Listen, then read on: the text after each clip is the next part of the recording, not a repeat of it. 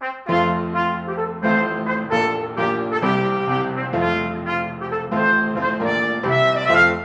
and welcome to Politically Incorrect Knitters. My name is Anne Pinkava, joined as always by the lovely Deplorable Knitter. Hey everyone, thanks for joining us today. And we are pre-recording today, so this should be right before Shark Week. I'm excited, you're excited. Shark Week's amazing. It is July 11th through the 18th. Rules are out in Blocked Magazine, but also general rules are that you have to start something on the 11th and finish it by the 18th, or you have to pull your entire project out. Them's the breaks. The shark ate you. But luckily, and everyone who Dude, and there is no sympathy. My 7-year-old wants to participate, and I said, "You're really gonna make a 7-year-old rip out their project?" And she's like, "Yes." And I could not believe it. And like, but luckily everybody, as long as you participate, everybody wins. Go ahead and email us at politicallyincorrectknitters@gmail.com with your name and your address, and everybody's getting stickers from us, Shark Week stickers, whether you won or lost, and also stickers from all of our affiliate podcasts. So, and they're planning some cool stuff too, having different Shark Week special episodes, and we'll do live streams. It'll be a ball. Come join us. Exactly. It's going to be a lot of fun. Anne has been obsessing about Shark Week for several months now, and I'm excited for this whole thing to start. So excited to see how it plays out. It's going to be wild. So make sure you're coming along for the ride. So now that you guys know about Shark Week, our BFF Chicken Lady Fiber Arts is taking a slight hiatus. She's got like life or something to do. So next month, I think you'll be able to catch up with her and get codes off of Pretty Yarn. But in the meantime, we have a yarn dyer joining us today, so you're not missing out on all the squishiness. We're joined by Melanie from Ravelution Yarn. So thanks for coming on today. Hi, thanks for having me. Very excited to talk to you. I asked her on, I don't know, like a bajillion years ago, and she finally said yes, and I'm very excited. I'm ready to tell my story, I guess you could say. Yeah, it's weird. Anna and I gotta say, when we started doing this, it was weird. You know, if it's not something we've ever done. But for the people that don't know you, I've talked about your yarns a few different times on the podcast. You graciously provided a colorway for one of my Patreon boxes, which was super fun. But for the people that haven't had an opportunity to see your stuff, tell us about you. My name is Melanie, and I'm from Canada. I'm from Ottawa, Ontario. I started dyeing yarn about 2 years ago. So relatively new to dyeing, but definitely not new to knitting. I don't know if you want me to get into the meat and potatoes of it all, or we love meat and potatoes. You like me? Okay, all right. Spill the tea. Anne always wants to know what's up. All right. So I've been knitting since I was a kid. My mom taught me when I was, I think, 9. And like everybody else, you kind of like, you know, get too cool for it when you're at a certain age, and then you find your way back to it. For me, it was when I had kids. And I started knitting for them, and then I started getting into hand-dyed yarn, so buying it, and then that was a slippery slope, and I felt that's very true.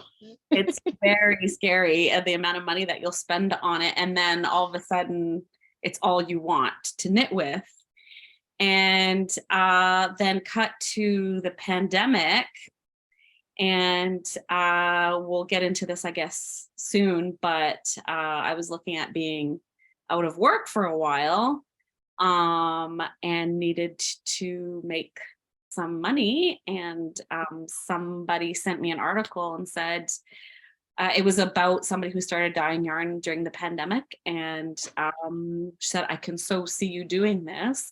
And I didn't take it seriously at first, but then I took a closer look and I thought, okay, I can do this. And so I bought my first skeins and my pots and my dye, and picked a name, and Ravelution Yarn. I went with Ravelution, and it was a play on words for revolution, because I guess my husband and I kind of felt that we were a little bit like pissed off at the system and trying to fight back. And this was our way of fighting back without doing something we didn't want to do. And then it just took off from there. So 2 years later, and I'm still loving it, and I hope I never stop. That's awesome. So yeah, somebody said, hey, come on, you should try this. And then you were like, that's how I started designing. Somebody said, hey, I need this pattern. I said, I probably can do that. And now this is who I am. And it's like, okay, so now here we are. So yeah, it's kind of funny. And then all of a sudden I stumbled upon you guys because of the whole pandemic and convoy. And I was like, my people, you were talking about things that we didn't understand why our own country wasn't talking about. And you were saying you're hitting all the right notes. And I showed my husband, I said, it's knitters. And they're talking about the pandemic and the truckers and all the things. And it was like I was telling you the other day, that it was a little emotional because it was the first time that we heard anybody talking about it. And it felt hopeful. It felt like, okay, we're not the only ones. We didn't feel so alone. So I just wanted to say thank you for that, for talking about all that. And yeah, it was a good feeling to stumble on you guys, for sure. So I've been watching you guys ever since. And I think we started talking on Instagram. I think I made a comment or something about a story you put out. And then that kind of started the ball rolling. And you did ask me several times if I'd come and tell my story, and I didn't feel very nag. I didn't want to nag, but you weren't pushy at all. But it's cool because like Anne and I watched the news and we saw things going on in Canada, but you were actually at the stuff in Canada, which is like, once you started telling me about it the other day when we were talking, I'm like, Anne is gonna just die. She's gonna love this story. Oh, it was a wild ride, and we felt very alone, and it was I never thought I would ever go through anything like that. Like, I don't know if you want me to get into it. Like, I don't know if you want me to just go and go ahead. No, like she said, I am absolutely fascinated about this. So, okay, so trucker convoy. So it started before the trucker convoy. Start before the trucker convoy then. Yes. Okay. So both my husband and I live in Ottawa, and I'm not going to say where I work just because it's probably not a good idea, but we work for pretty big organizations that have a lot of pull and influence. And we just started hearing about the vaccine coming out, and just to give you an idea of what kind of person I am, I don't even take Advil or Tylenol unless I absolutely have to. Mm-hmm. Like, I'm not like a pill person. I'm not a medicine person unless I absolutely have to, let alone something that's like fresh off the shelves and never really been tested and all that. Anyways, our eyes were wide open from the get-go. And I remember having jokes with my dad. Oh yeah, when this vaccine comes out, my dad even said, oh, I'm not going to take that. I said, well, me neither. I'm not going to be first in line. And then cut to, I think it was the fall or the summer when they were starting to roll it out. Everyone was lining up. We were just like, okay, are we missing something here? Like this just, I'm like, I know you guys can relate because I'm sure it's bizarre, right? Like seeing all these people who are like, please, okay. And I know I'm a hypocrite, but I used to do drug trials, but they pay you money and then they inject you with the drug that they're trying out. And then you know what you're like, you sign a waiver and there's a disclaimer. And so like from that experience, I just kept going, no, I want to see like the drug trial. I want to see what they were doing. I want the data. Exactly. Yeah. I want the info. And also sorry not to pause you again, but from the other direction, that there's, people years later saying, oh, we just didn't know. I'm like, hello, at the time, I knew it was heckin' weird. And what do you mean you didn't know? I was sitting here going like, yeah, early stuff isn't cool. We're not playing these games. And also totalitarianism, not my cup of tea. And it's like, oh, well, we didn't know though. Oh, it wasn't so bad. Yeah, it was. I was also there. Hello. No. Well, that's exactly it. That's what was funny, where it was like, there was this group of people who were just lining up to get it. And then there was this small group thinking or speaking out saying, wait a minute, like this has no long-term data. It's a new technology that they've never used in humans for this purpose.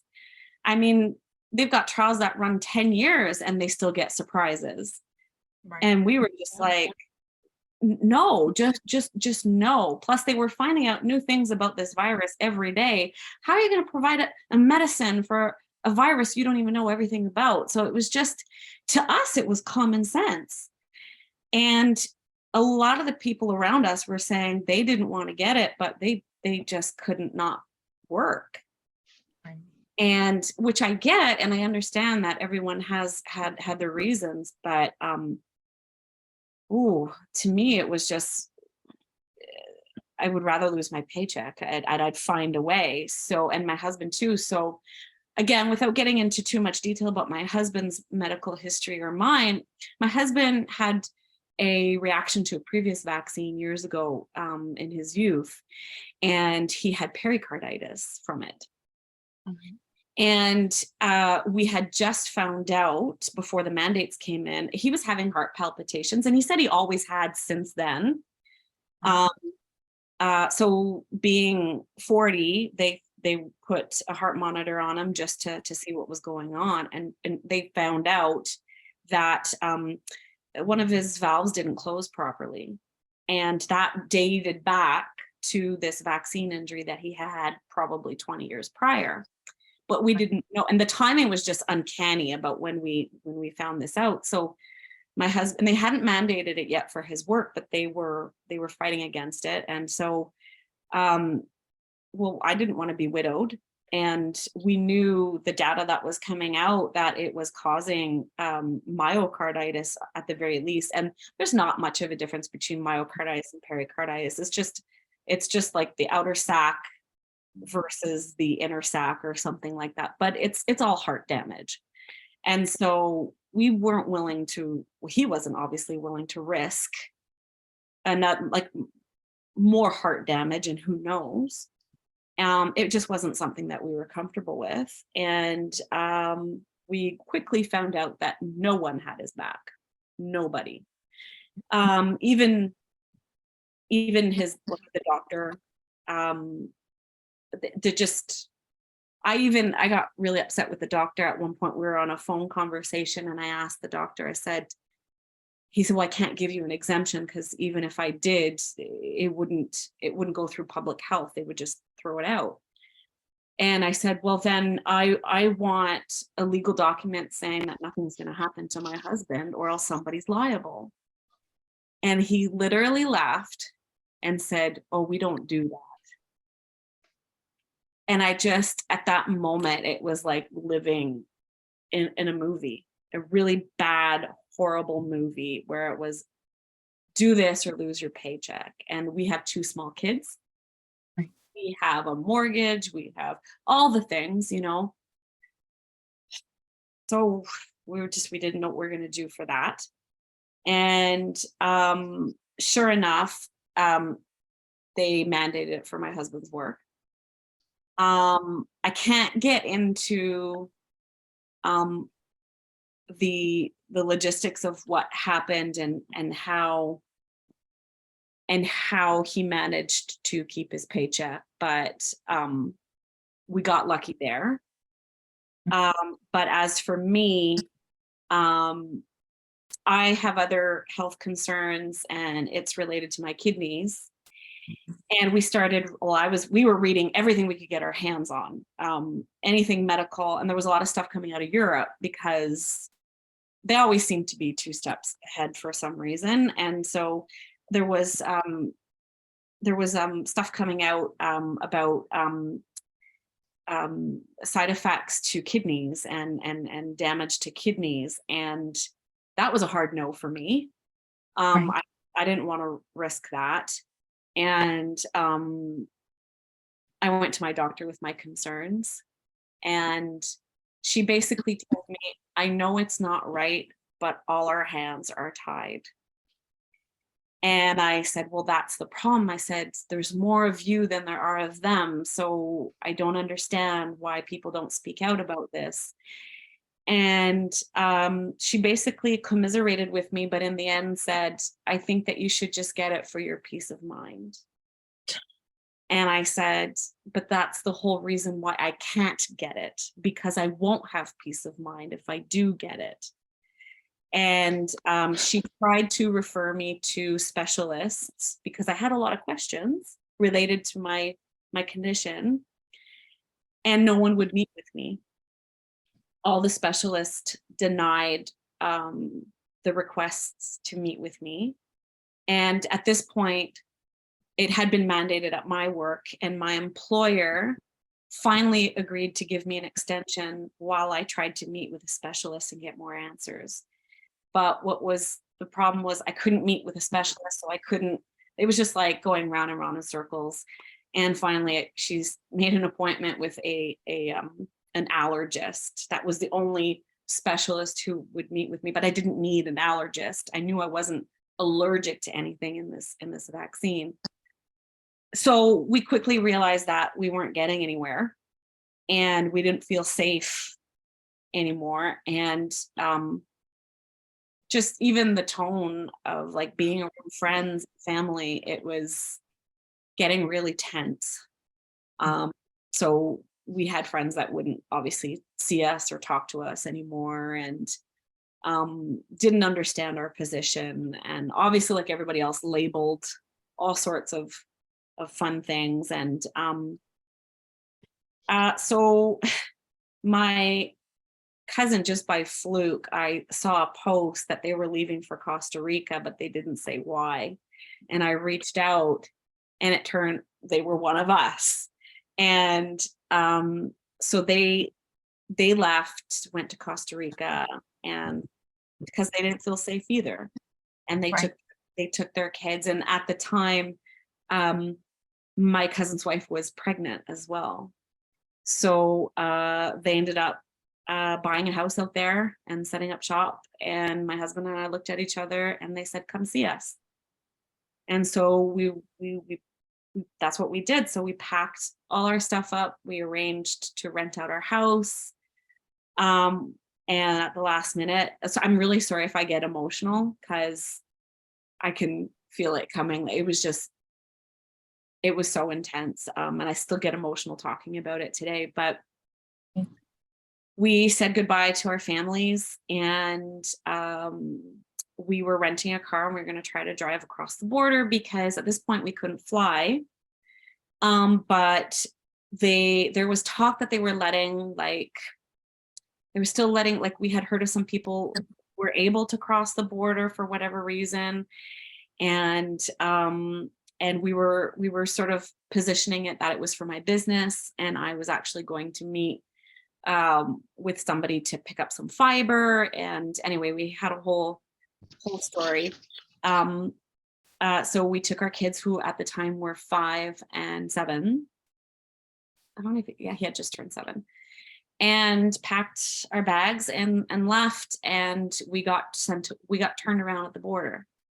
So at the border, obviously they asked if we were vaccinated, which we were completely surprised. And then my husband said yes, because he was told, just say yes and you can get through. And they knew. And we later found out why they knew.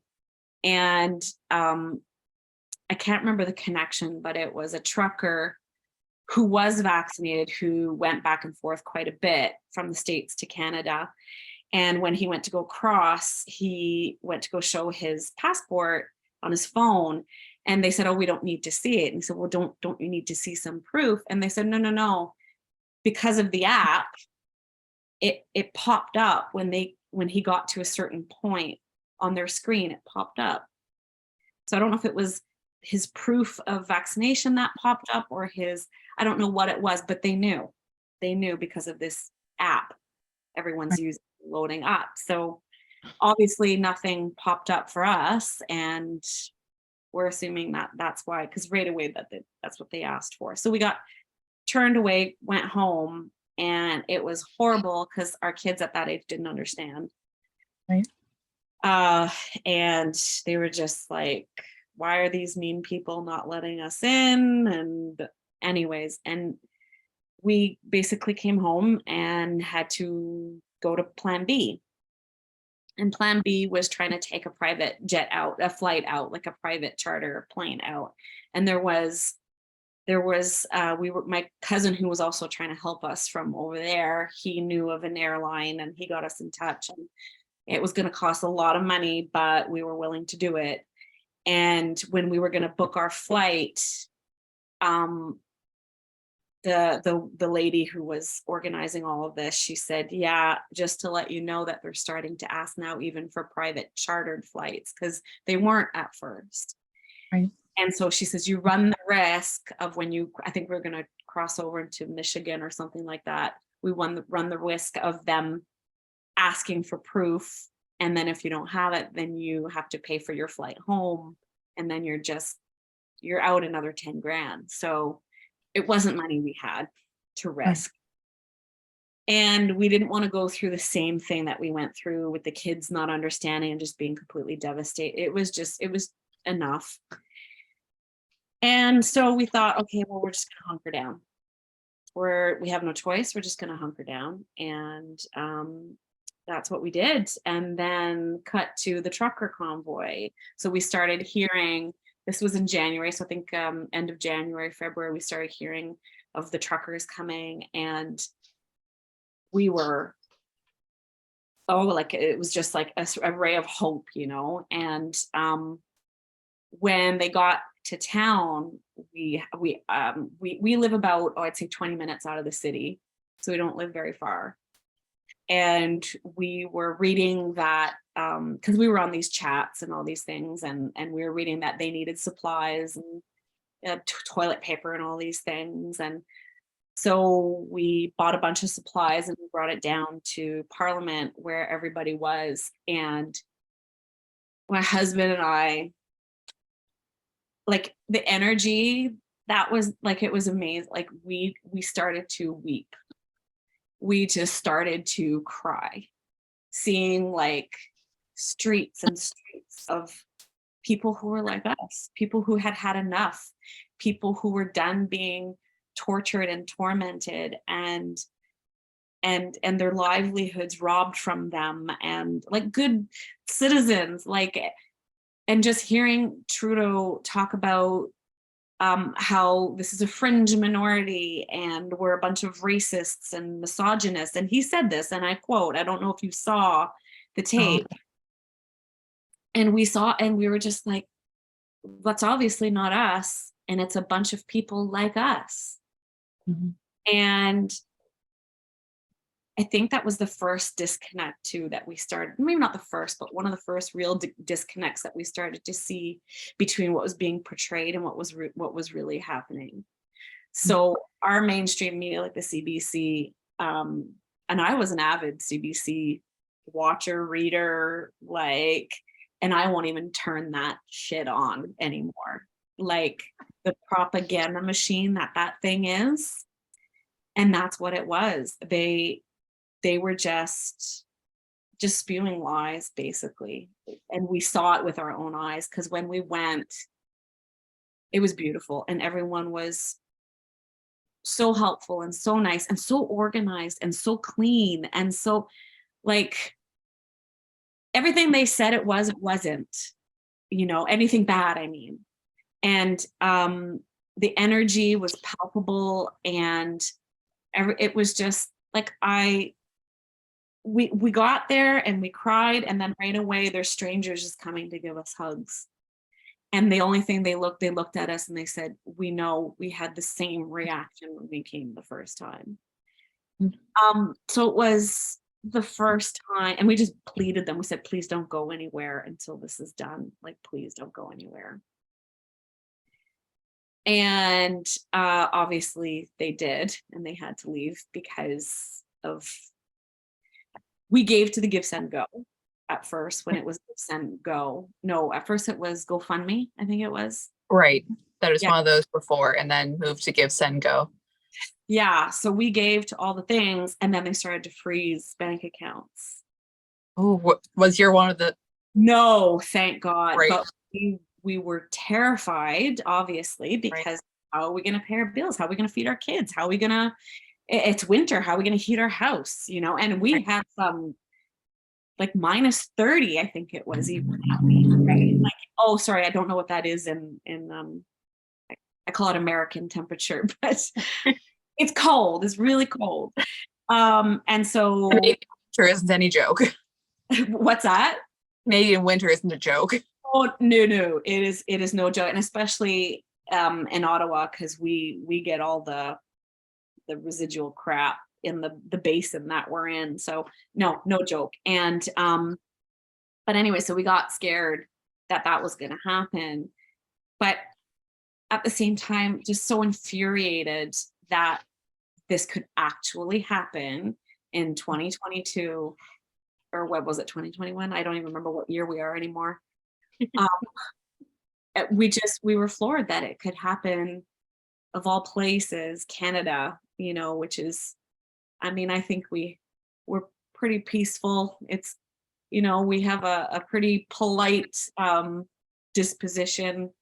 We're not known for tyranny. We're not known for all of that, and it was happening, and it was really we thought the world flipped upside down, and our world had, but we thought reality, like up was no longer up. It was like, it was so weird. It was so weird, and no one in our vicinity was commiserating with us, except for when we decided to leave. I was really surprised. My dad said, if I were you, I would do the same thing, because he understood. It wasn't our country anymore.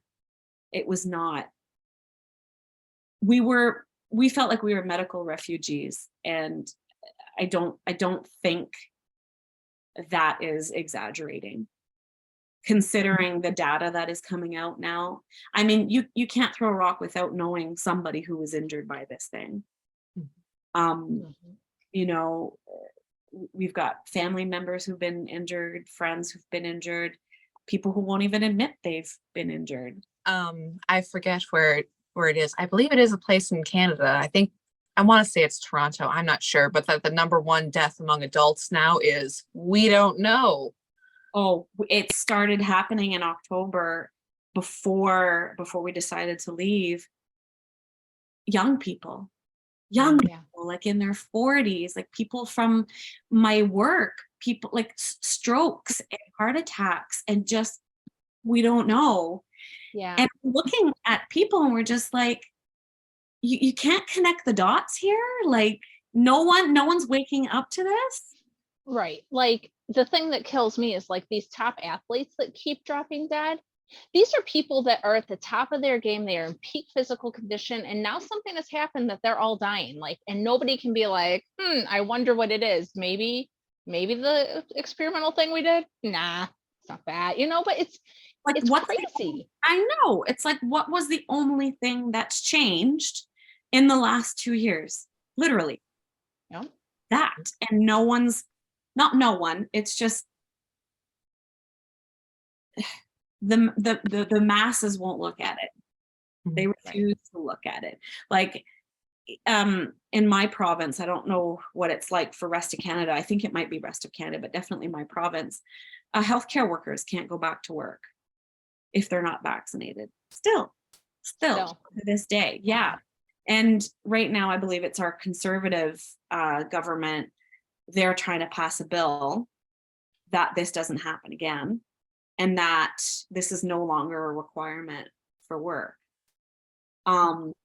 So I don't know. This is just new this week, so I don't know. And our conservative government they're the only ones that ever really tried to speak out about it. They just very scary, very weird. But so yeah, so that was our experience with the convoy. We didn't go back very often, but when we did go, like I said, it was peaceful, it was beautiful. It was so funny. We did see the CBC conspiring with somebody who was protesting against the truckers being there. Right. Alone, and just standing there with a sign. I don't remember what the sign says, basically go home or whatever.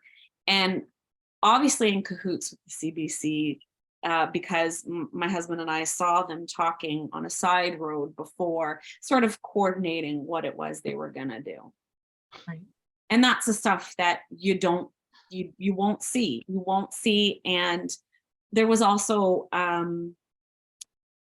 somebody who, or one or two people who went to the convoy with what was it, the Confederate flag, I think it was. Yeah, there was a Confederate flag and a Nazi flag, and yeah. Well, first of all, it was two individuals and likely planted. And they were dealt with really quickly. And the person who had the Confederate flag later admitted, well, first of all, we're Canadians. What does the Confederate flag mean to us? Right. Not what it means to the Americans. And for him, he was like, oh, it was Dukes of Hazzard. It was like a symbol of like rebellion. It wasn't a racial slur. It was. So he didn't even get the connotation behind it. No, but this is something that wasn't even aired. It was like, no, these were the bad guys, and it's a racist protest. It's a white supremacist, whatever crap Justin Trudeau was trying to spin, because at first it was Russian led or whatever, until they found out that 90% of the money that was given to the cause was from his own people. Yeah. And isn't it funny how the Russians are always it's always their fault though. It's like, all what's going on? It's Russia. Yeah, they're a convenient scapegoat these days, it seems. But it was just so apparent to us because of the side we were standing on. But 80% of the people had drank the Kool-Aid. 80% of the people had been scared out of their wits by their government, deliberately, and that's coming out now, deliberately. Psychological and fear tactics were used, but people still aren't waking up to this. And we, like Anne said, we saw it from the get-go, and we didn't like it. So when it came time that we were finally able to travel, and we thought about leaving still, unfortunately, my husband's father, a very healthy man, and suddenly diagnosed with cancer, and he passed away very quickly and suddenly.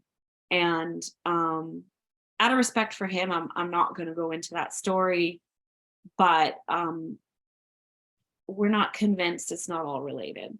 So and after that, we decided not to leave. His mother needed us. His sister needed us. It was just not the right time to go. But we're still on the fence. Everyone seems to think, oh, the pandemic's behind us and we're all back to normal. And no, there's a lot of PTSD and a lot of trauma associated for us anyway. I can go back to work now. I'm allowed to go back to work now. I'm safe now, but I haven't,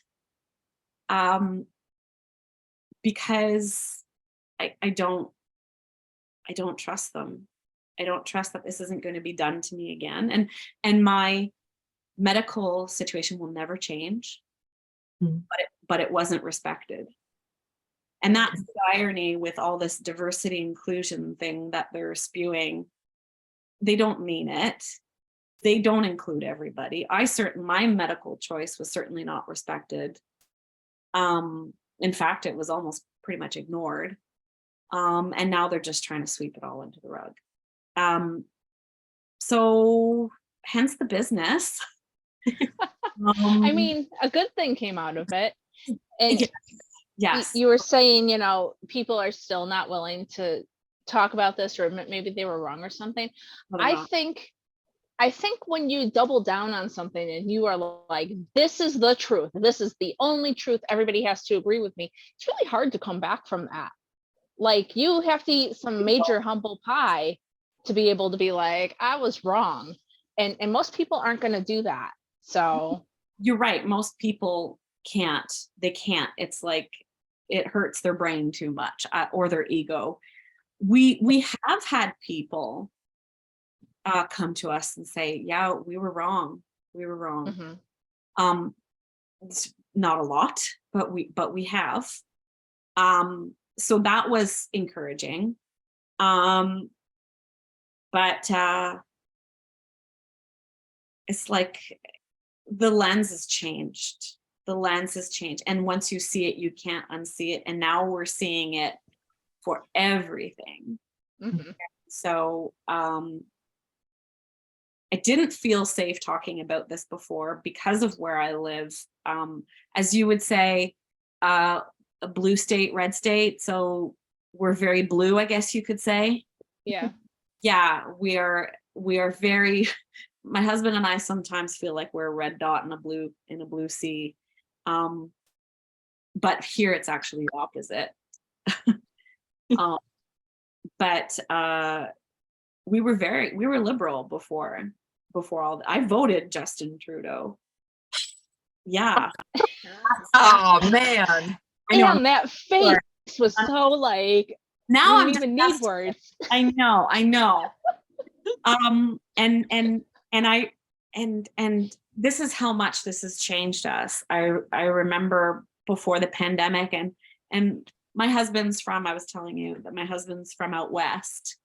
So they're a lot more conservative minded out there. And I was born and raised in Ottawa. So it's almost a given you're going to be liberal, right? Especially if my parents were liberal and something that's passed on. But yeah. And I remember saying, the day I vote conservative is the day hell froze over. Well, it happened. The hell froze over, and yeah, and that's how much the polls, like everything completely flipped. We're like, who are we? Well, who am I? You know, and so and just starting to listen to a lot of things that we normally wouldn't listen to, and consider, I guess, points of views that we normally wouldn't have considered. So in a sense, that's been good. It made us a lot more open-minded. It made us a lot more awake. It's amazing how once you like start looking into other viewpoints, I think that's part of the reason, and I don't know if it's the same where you are, but that's part of the reason why like you can't have a discussion with the liberals here, because it's like if they even allow you to consider, like even for a second, that they'll put that on their brain, then they might change their mind and they can't have that. You know what I mean? I just think it's interesting how you're like, now we just look and see, you know? You don't have to agree everything conservative. No, and we don't. Yeah. But we realize that when you realize you have no representation anymore of who actually represents what you stand for, what you believe in, and how you want to raise your kids, it just really puts into question like patriotism too, right? Because you're like, what does this all mean now? Like, what are we? I don't know. Like this year we're getting out of Dodge for Canada Day because I don't want to be around it. I don't know. It's and even when Canada Day itself has been sort of a self loathing pity party over some Canadians. Oh, yeah. Well, I think that might be the view, but it's actually Canada Day is pretty huge. Well, in Ottawa anyway, pretty huge, like massive celebration downtown, and something that like we always look forward to. And it's like one of the only times, I guess, that like we do show our patriotism, and it's not necessarily something that we wear on our sleeves, but that day is really like an excuse to go all out. And oh, I don't know, it's going to take a long time to heal. It's going to take a long time to, first of all, we need a change of government big time, and I don't even understand how that man is still there and allowed to do and say the things that he has done. But won't be voting for him next time. That's for sure. No, he's got no business being in office. But we're not a people that talk about politics as much as I think the Americans do. But my husband and I have never been so political in the last few years. It's even changed that. Like we constantly have political conversations now, where before that wasn't even right. It wasn't even a topic of discussion, really. Yeah. But it just seems like the vast majority of people still not talking about it, still not addressing it. They think it's all over, and it's not. Yeah. Well, it's not for us anyway.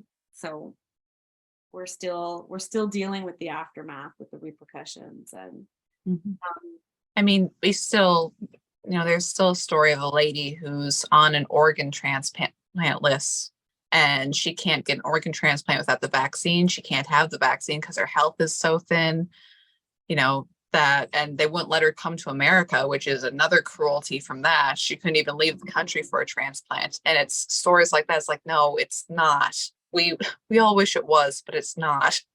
Exactly. No, and stuff like that should not be happening. It shouldn't even be a question. Shouldn't even, and for a vaccine that we know did very little to we would have, I forget which podcast I was listening to. It might have been Jordan Peterson the other day, and they were saying that basically we would have been better, we would have been further ahead without it at this.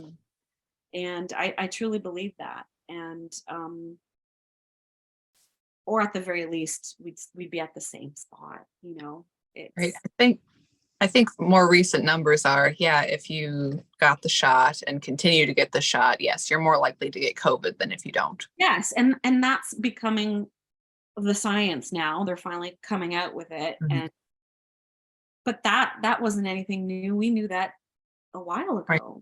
We knew that all this stuff that now apparently is news, we knew a long time ago. We knew at least with booster number 1.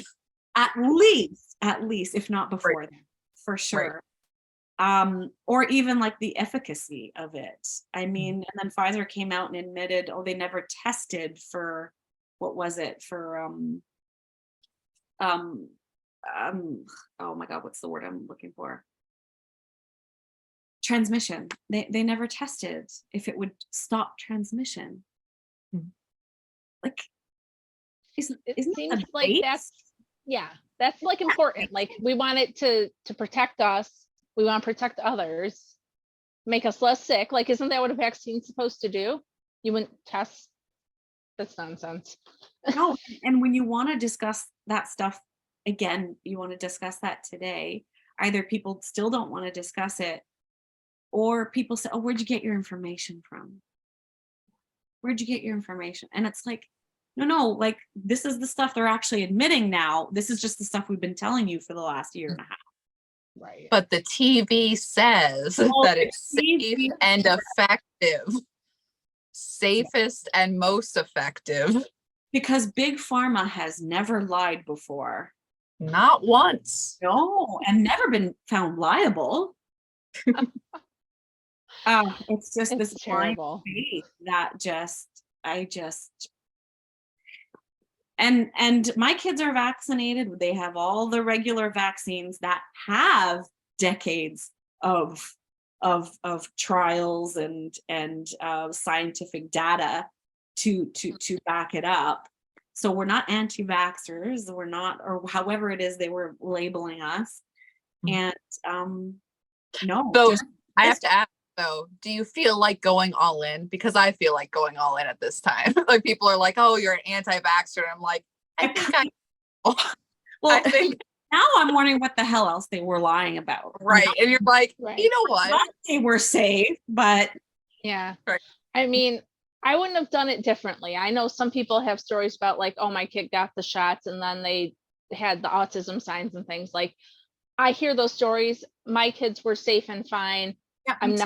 I don't regret the decisions I made for them. But like after COVID, then they were talking about the flu shot for kids was going to be a 2-shot series. And I'm like, nope, I don't know why it's a 2-shot series. It's never been that before, as long as I've had my kids. I don't know what, all of a sudden they're pushing this 2-shot thing. I'm like, I don't even know what's happening here. So I Exactly. don't think I'm an anti-vaxxer, but I'm also not a vaxxer. I'm just somebody confused in the middle now who doesn't know the answer. Well, that's where they put us. That's where they Yeah. put us. I'm just a very confused mom, not willing to play Russian roulette with my kids or my family's health. As a parent, did it bother you watching these people who are posting about like, oh great, my 4-year-old can get the shot now? That made my heart hurt It made because kids were so unlikely to get it anyway. And then with all the stuff that was happening with the vaccines, and then people were like lining up with their very small children, and I was going, I was like, like, don't do it. What are you doing? What are you doing? Oh no, my husband and I were definitely watching in horror, and they had this whole weird campaign here about your superheroes. Like, it was so weird. We had the minister of, I don't know what she was. She had this really weird haircut. She looked scary. And she was just saying how, oh, they were just superheroes for getting this vaccine. And my husband and I were just like, the propaganda machine is massive. And now they're recruiting kids. When Like, we do. Also, sorry, just okay. The self-aggrandizement of I'm a superhero, I'm so good, and my kids are so good. But also, I don't know if you had this happen too, but anybody who had the slightest into the medical industry, like I know a couple of women who, work, they're not directly doctors or nurses, but they're in the field. Well, they were experts now. Yeah. Everybody else is awful. And I've told this story before, but it was a video on Facebook of somebody. There was a mom at a sporting event and she wasn't wearing a mask. And she said it was because she had asthma. Everyone's outside. They're on metal bleachers and the security guard tased her on the metal bleachers. And I said, that is horrifying. And she said it was her fault for not getting a mask. No sympathy whatsoever for this, that she was dragged out and she was calling out people in the crowd and they did nothing about this woman. And it's like, oh, well, again, it was her own fault for not being compliant. That was the issue. And it was awful. And it's like, and this is supposed to be our lovely and fine health professional who is, again, someone I knew in real life, who before any of the pandemics, I was like, oh yeah, she's nice. We may not agree. She's lovely. Yeah, no sympathy whatsoever. And yeah, just it changes your mind about a lot of people. Oh, big time. No, I definitely experienced that for sure. And with people who are in the medical field, and all of a sudden, Right. It's like, you do administration, you know that, right? But okay, you're an expert. Right. No, when I was explaining my reasoning for not wanting to get vaccinated at that point, I had a close friend say, well, it's a choice. And I said, well, do you think that I should lose my livelihood and my paycheck because of my own personal medical choice? And she said, it's a choice. and this is a friend, and things haven't been the same since, obviously. Right. But no, definitely experienced that firsthand from a few people, that it really does make you look at people differently. It's definitely changed our circle a bit. But that's not necessarily bad either. You know, it's okay to see people's true colors. It's just what makes me laugh is that, and I'm not going to liken this to anything in history, but the underlying theme of having no sympathy and getting in like this mob mentality and ratting out friends or belittling or just completely ostracizing people. Like, have we not learned in history that this repeatedly happens? But unless it looks the same, people can't connect those dots. It has to be the exact same scenario, the exact same event for anybody to be like, Well, that this is wrong. don't you think there's a reason that they have chosen to stop teaching critical thinking skills in school? Did they ever And really it's- do it? Well, I don't know. You know, Maybe to an extent, but seriously, the less you have people that can think on their own and reason and work through things, the easier they are to control. So really, is it any surprise that these people can't look at things and say, hey, like, this isn't right, this has happened before, you know what I mean? Like, That's what it really underlined. The real pandemic was the pandemic of the mindless.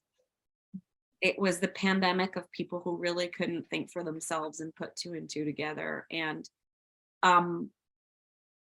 I, again, don't want to talk about what I do for a living, but I basically get paid to connect dots. That's my job. I get paid to think critically and to think outside the box. And that's why it was so insulting. And it was just like, I can't get on board with this, guys. Like, yeah. This is what I'm trained to do. And it didn't matter how much you called them on their BS, they'd come back with more BS. And anyways, you quickly realize it feels like you can't win. You can't win. And we just had to keep on going, and we weren't gonna back down, but the fight changes, right? Like, you stop fighting outwardly and you fight differently. You fight differently. And that's part of the reason why I wanted to tell my story, because I know I'm not alone. The climate has changed a little bit here. It's a little bit safer to say this story, I guess. And it needs to be told. People need to see that this happened to regular people who think like everybody else and who are just living like everybody else. And it flipped our world upside down. We went through things that nobody should have to go through in a democratic country. Right.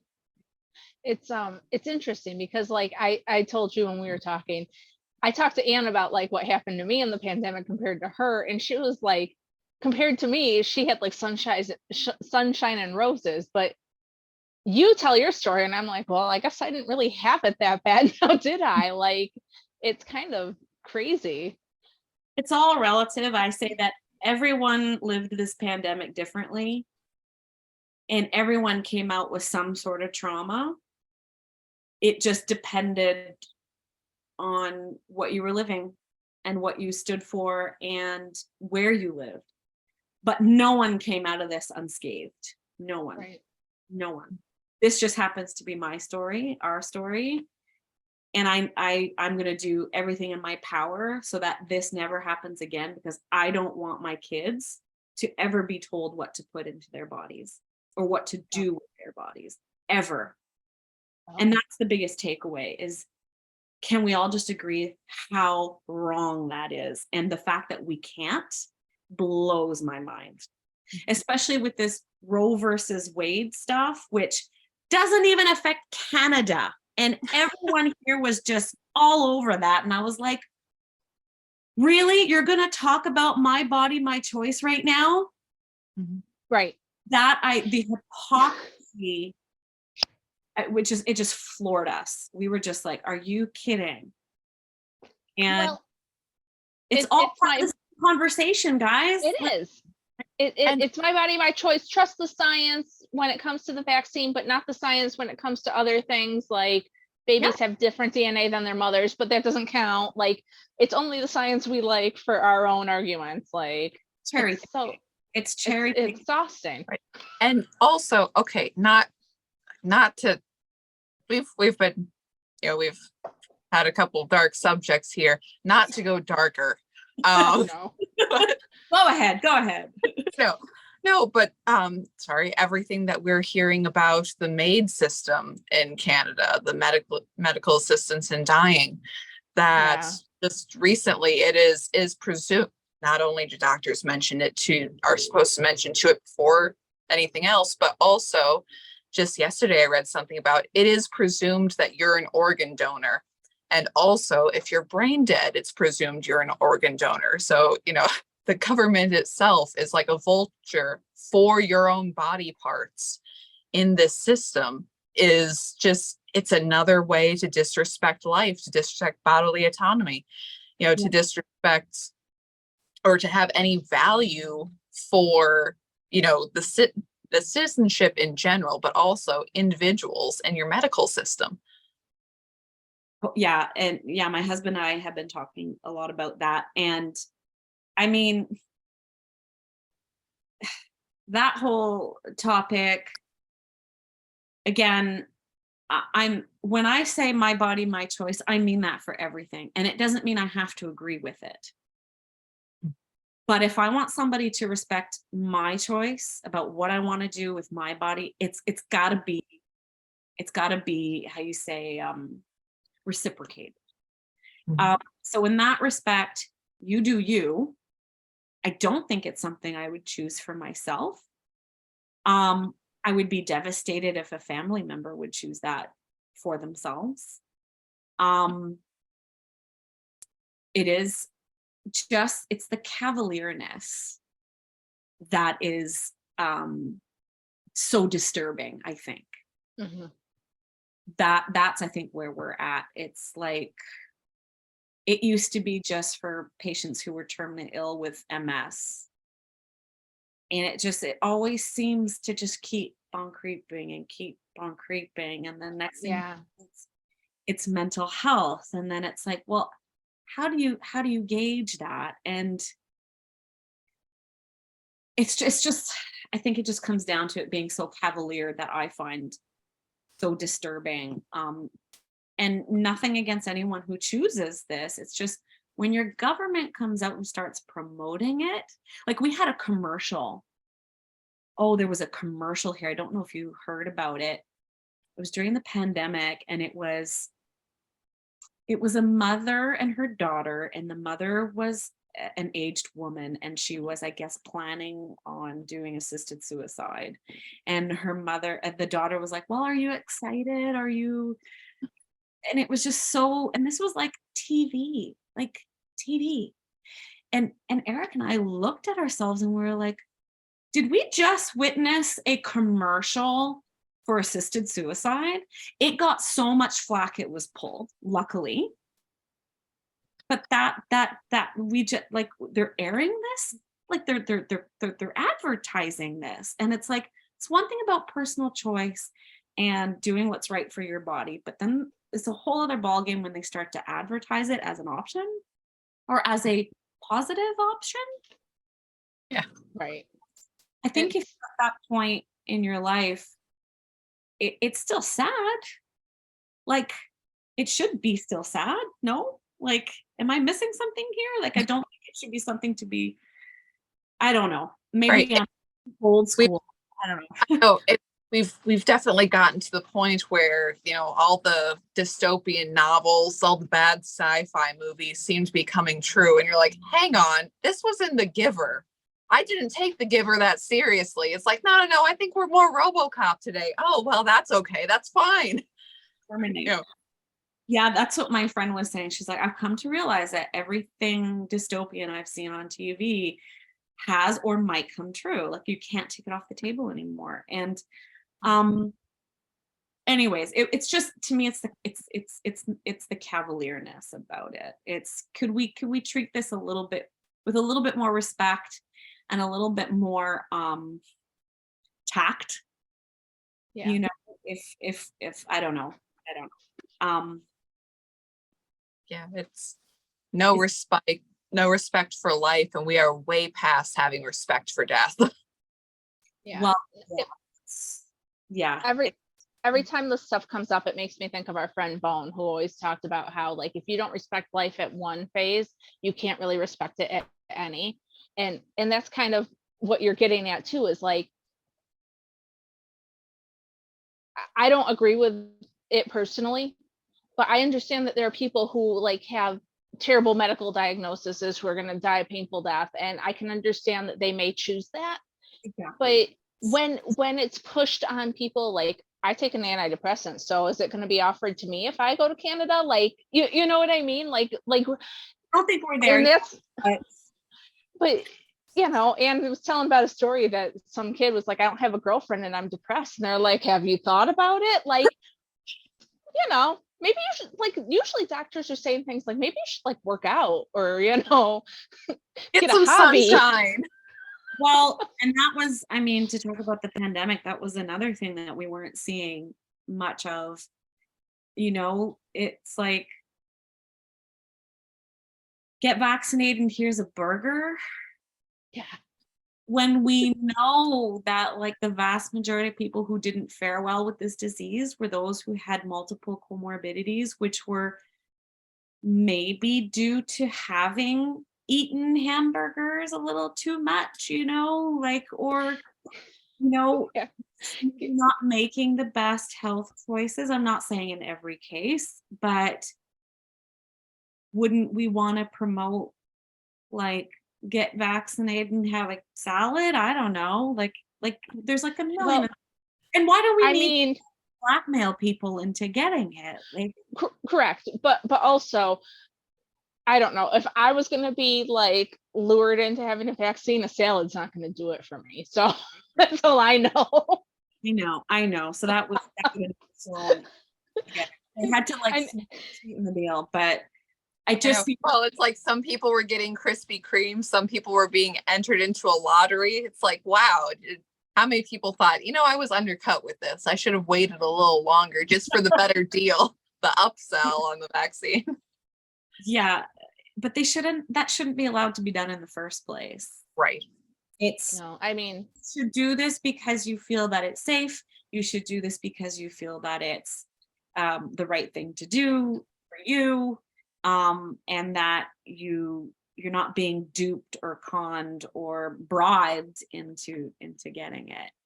yeah, I know that a city around here gave people money, like gift cards or something, and they were doing it like in the city where people probably were more apt to take it because they needed the money. And so it's like, that's pretty shady. I don't know.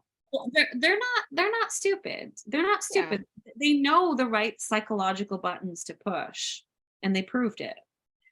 The fact that they were even allowed to push these psychological buttons is something I would like to see made illegal. You shouldn't be allowed to bribe people, it doesn't matter with what, in order to do something that they're reluctant to doing. Right. How is that not coercion in some sense? I don't know. I just saw things I never thought I'd see in my lifetime or in my country, and I'm sure you guys have thought the same thing about yours. And I mean, we're Canadians and Americans aren't the same, but we're not that different. And yeah, I think that we're still divided in the same two camps. Funnily enough, and it's just really crappy. There needs to be hands. It just sometimes I have no words to even describe what all of this is about, because we don't even fully understand it. Oh, my phone. We don't even fully understand. And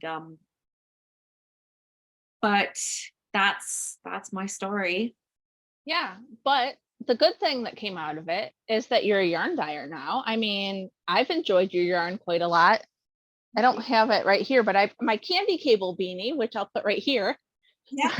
I used her yarn for that, and it's beautiful.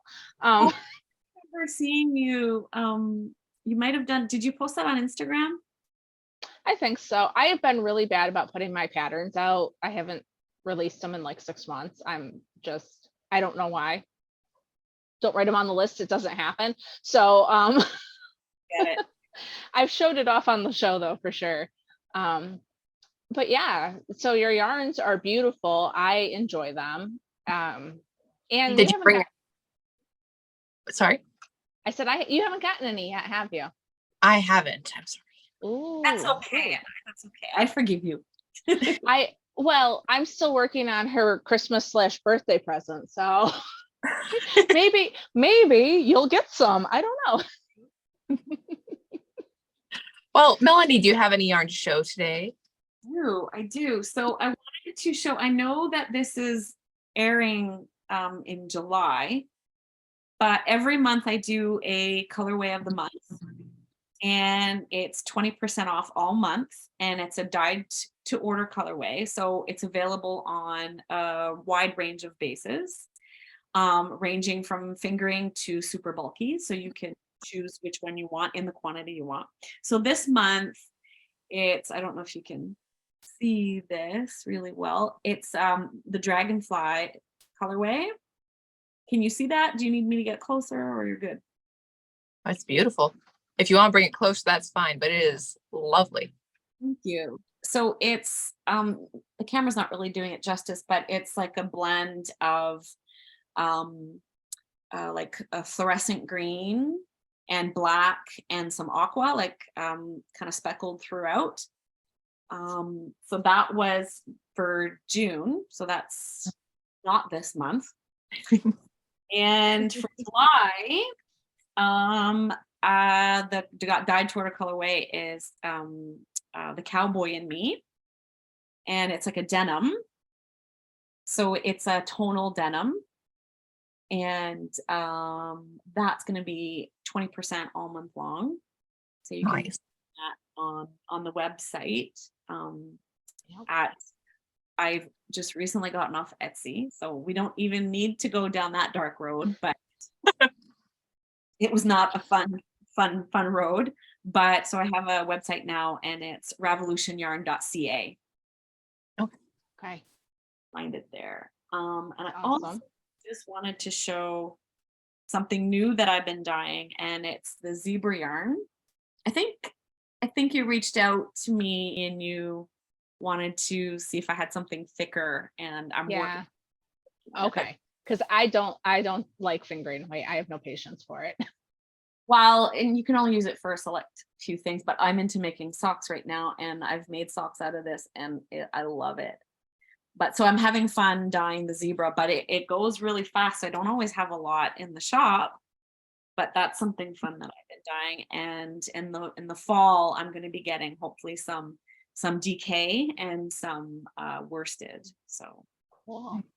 What colorway was the zebra that you were just showing? This one is a Great Popsicle, and it's actually, I just had to mark it, and this is the last one that's left. So, and then I've got this one, and I think this is also the last one that's left. This was Badass Rhubarb. So you can, the lighting is really bad in here, but it kind of looks like very rhubarbish. Yeah, I can put pictures in for you too, from like Instagram or your listings to make them so people can see them better. But yeah, if you guys don't follow Melanie on Instagram, you really need to, because she does a ton of videos of her dyeing, and I will just sit there and watch them. My kids will be like, hey mom, I'll be like, hey, give me a minute, I'm doing something. It's me watching you dye yarn, but that's okay. Awesome. Yeah, I have a lot of fun putting those together, and I'm not gonna lie, I actually rewatch my own videos sometimes.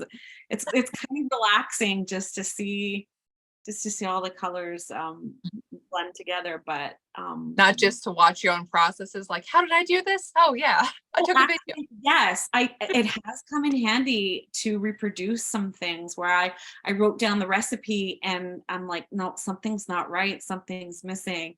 And I'll remember that I released a reel and I'll go back and look at it, and it does help me like with quantities and stuff like that. So yeah, I do sometimes do that. Yeah. That's awesome. Yeah. And Very cool. Also to say, I know that's the yarn that you brought, but I was digging around your website before. So you have yarn bags and stitch markers and roving and all sorts of good stuff. thank you for bringing that up. Actually, I did bring some of my bags here, but I wasn't sure if I was gonna. Oh, sure. go for it. But yeah, so I make some Notion pouches, and I got some like Star Wars theme ones and something a little bit more flashy with the sequins that. So it's and I always like to add a fun liner inside. So this is my little, it's a mermaid motif. It's like a Oh, little, fun. Those are really cute bags though. thanks. Yeah, I have a lot of fun making them. These like a little bee motif, little beehive inside. And so yeah. Oh, and well, I'm surprised I still have this one. I'm in love with this one. It's the Wonder Woman bag, and I'm surprised no one has snatched it up yet. This one's my favorite, but I don't know. That's Everyone cool. has their own taste. Yeah. And I like those too because they are a nice size to put like all the things you need in them. Sometimes Notion pouches are on the small side or they're too, Yeah, that's just right. I don't know about you, but I've got a couple different size scissors too, and they don't necessarily fit into the small pouch. And I like to keep, I've got like this needle gauge thing, and Mhm. I need room for that. So I made them a little bit bigger because I like the bigger bags. Yeah. But yeah. Very So yeah, cool. stitch markers, but I make some of those too. And they're just all the fun accessories, and they got little charms on them. And yeah, so check it out. Yes, awesome. And that's revolutionyarn.ca. It's .ca, yeah. Okay. That's C for Canada. Yeah, for that other place. Forget sometimes. Very cool. Thanks for giving me a platform, and I really appreciate it. And yeah, and just thanks for being there virtually for me during a very, very dark time. It was a nice it felt really it was like a safe space for me, put it that way. So thanks. I appreciate Well, that. that's really nice. Anne and I try to do that for people. It's really nice to hear that, I know. a lot of people, we get a lot of messages like, you guys help me find some people that think like me, and it makes a difference. It does. It really made a difference for us, for sure. And even if my husband didn't listen to you guys, like I would always be like, oh, they talked about this today, or they, and so it was you helped pass a very dark time for me. So thank you. Very Almost glad. making us feel guilty. I mean, you're out there doing the hard work. It's like, we're just larking around, man. I'm glad we're here for you though. But You are doing some very hard work. You guys did the work that my media should have done. And they didn't do it. So that's hard work. Or even just speaking out about it, because a lot of people are still afraid, terrified to talk about it, because there's a lot of repercussions that are no joke. They're no joke. Yeah. So and not everybody's willing to put themselves out there. So it was comforting to see that some people were willing to put themselves out there for the bigger cause. And talking about, Canada, the Americans don't really care what we're doing at the time. So the fact that believe me, no. Not that we were even being talked about at all. It was like, hey, look, they're talking about it. And that's when we Wow. really knew it was big, you know, Yeah. when It was a big deal. Even though they tried to play it down, I mean, there were a lot of us who were, you know, it was encouraging to us too, because there's a lot of stuff going on here, and True. that was a big deal. And I And don't live that far from the border. So like it was a big deal here because And I would say, especially since, I mean, there was vaccine protests, but the Canadian trucker one was surprisingly the one that really seemed to break through to the mainstream, to have people talking about it. That, you know, I mean, various things about how it broke up and everything else, but that there really was a tone shift after that event when it came to COVID stuff. Oh, absolutely. And they'll never admit it. They'll never admit that it was due to the convoy, but the timing is too coincidental. I'm not sure if you guys listen to Jordan Peterson. His not regularly.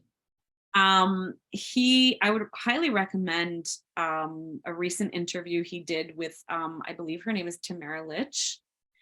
Oh, yeah. Yeah, she was I one of haven't seen the podcast, but yes, that she's one of the convoy leaders. she was one of the organizers, and she Right. was jailed for quite a while, for several weeks, I think, because of it. And then I don't even think she's allowed to come to Ontario still.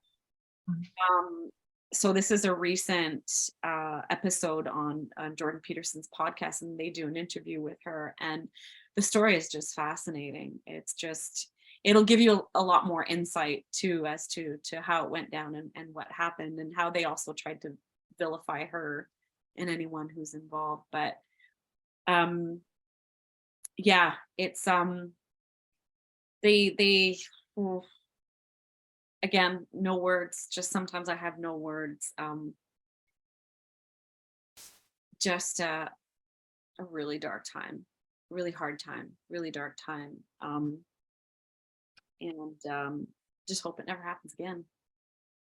Yeah. I think that a lot of people have their eyes open now, and I know it was really hard for you, and I'm glad that you decided to talk to us about it, because Anne and I were into the protest. I know a lot of our people are in the US, but we have people in other countries too, and your story makes a big difference to a lot of people. And so I'm glad you decided to tell us. Yeah,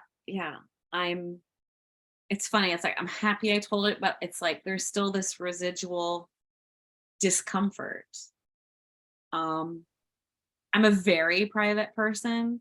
I don't know if you've noticed, I don't really show my face very much on my social media.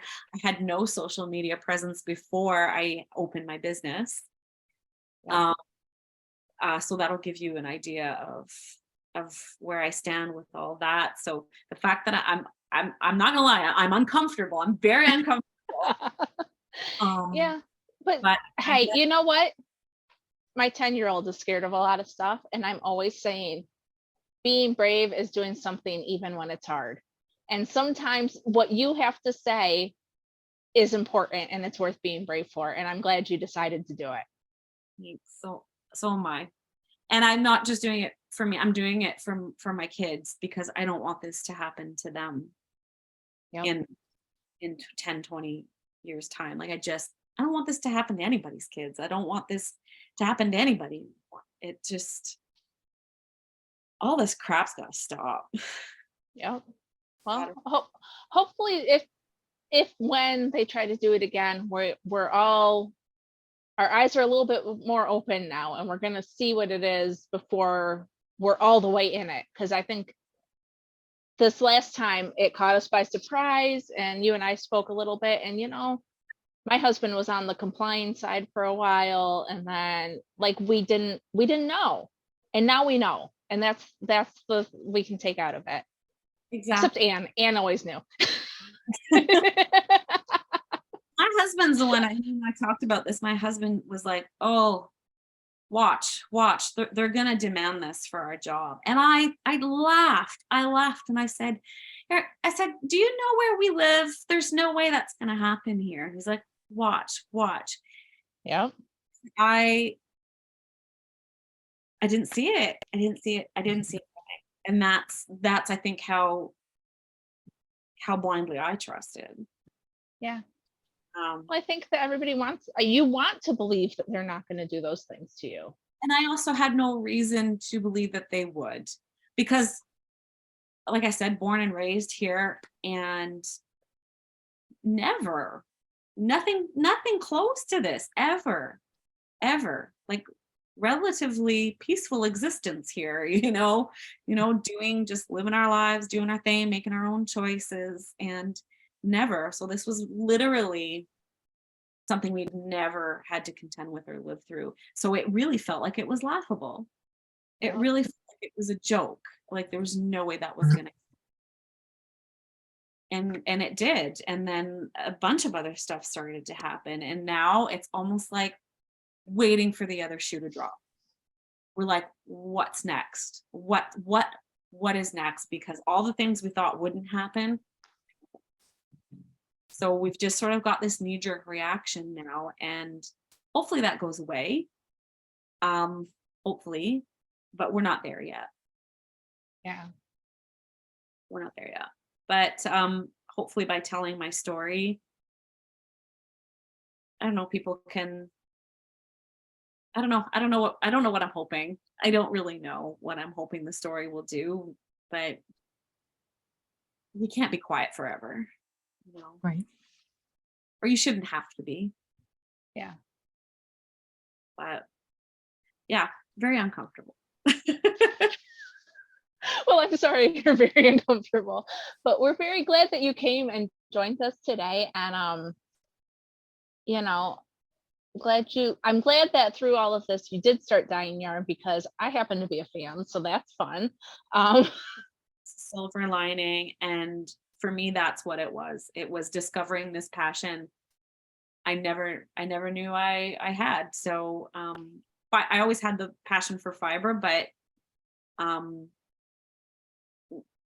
I found my thing. I found my people. I found my thing, That's and awesome.